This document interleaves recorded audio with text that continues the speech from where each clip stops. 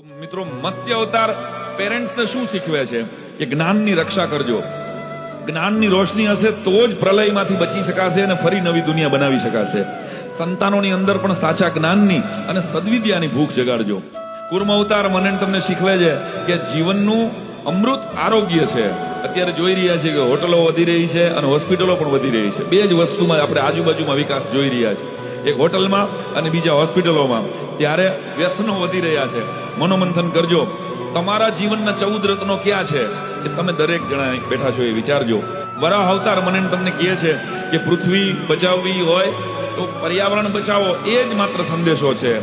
આખી ધરતીને 9 વખત પાટા બાંધી શકાય ને એટલું પ્લાસ્ટિક અત્યાર સુધીમાં આપણે નાખી ચૂક્યા છીએ.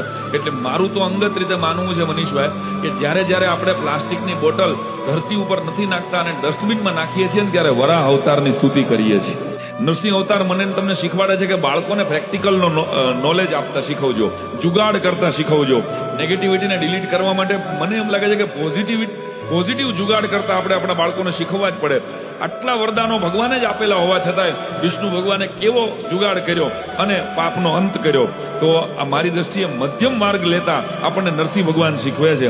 વામન અવતાર મને તમને આંગળી ચીંધે છે કે અસુર કુળ હોવા છતાંય એ કુળની અંદર પ્રહલાદ અને મહારાજા બલિ જેવા મહાન ભક્તો થયા. આનો મતલબ કે મને જેમ સમજાય છે આ વામન અવતાર કે કોઈ પણ જ્ઞાતિને તમારી અંદર રહેલા જ્ઞાતિજન્ય પ્રિજ્યુડાઇસથી ન મૂલવો. કારણ કે બાળકોને એટલીસ્ટ આપણે કોમવાદનું કેન્સર ન આપીએ દોસ્તો. એને ગૌરવ આપો, પોતપોતાની દરેકને પોતાની જ્ઞાતિનું ગૌરવ એના બાળકને આપવું જોઈએ, પણ એના સિવાય બીજા બધી જ જ્ઞાતિઓ તુચ્છ છે આવો અહંકાર એનામાં ન વ્યાપે. આટલું જો ધ્યાન આપણે રાખશું તો મારી દ્રષ્ટિએ વામન અવતાર ભગવાન વામન આપણી ઉપર રાજી થશે. પરશુરામ ભગવાન મને તમને શીખવે છે કે આજ્ઞા પાલનનું શું મહત્વ છે અને અનુશાસનનું શું મહત્વ છે.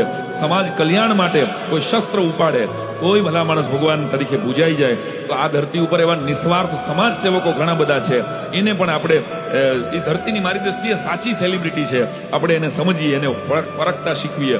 શ્રી રામ મને તમને મર્યાદા અને મિત્રતા શીખવે છે. સુગ્રીવને, નિષાદને, વિભીષણને જેની પણ સાથે ભગવાને દોસ્તી કરી એને અંત સુધી નિભાવી મિત્રો બનાવતા શીખજો. શ્રી કૃષ્ણ આપણને સમય સાથે બદલતા શીખવે છે, પરિસ્થિતિ પ્રમાણે નિર્ણય લેતા શીખવે છે, ધર્મના પક્ષમાં રહેતા શીખવે છે.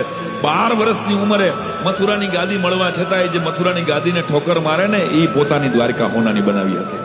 શિક્ષણનું આવું મહત્વ જેને હોય એને 5,500 વર્ષ પછી આપણે યાદ કરવા પડે. તો તમારા સંતાનોને માર્કશીટ કરતા સાચો અભ્યાસ શું છે એ શીખવજો, એનું મૂલ્ય સમજાવજો કે ગૂગલ અને ગુરુનો ભેદ શું છે.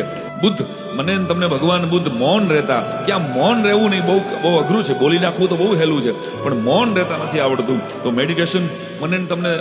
મેડિટેશનના મૂલ્ય દ્વારા મને તમને ભગવાન બુદ્ધ કહે છે કે શાંતિ આપણી અંદર જ પડી છે. કલ્કી આશાવાદ છે, નવ જ અવતાર થયા છે, 10મો તો થવાનો છે હજી. એ તો કળિયુગના અંતમાં થશે, જ્યારે ચરમ સીમાએ પાપ પહોંચશે ત્યારે. હું ને તમે ત્યારે કદાચ હશું નહીં હશું ખબર નથી, કારણ કે અત્યારે તો હજી ભાખોડિયા ભરે છે કળિયુગ, અને કળિયુગ વૃદ્ધ થશે, 4.5 લાખ વર્ષનો છે એવું આપણા શાસ્ત્રો કહે છે. ત્યારે કલ્કી થવાનો છે. પણ મને એટલું સમજાય નીતિનભાઈ કે કલ્કી છે નહીં, આશાવાદ છે. ધર્મના રસ્તે રહેશો ને તો ભગવાન મને વિષ્ણુ મને તમને એમ કહે છે કે તો હું આવીશ.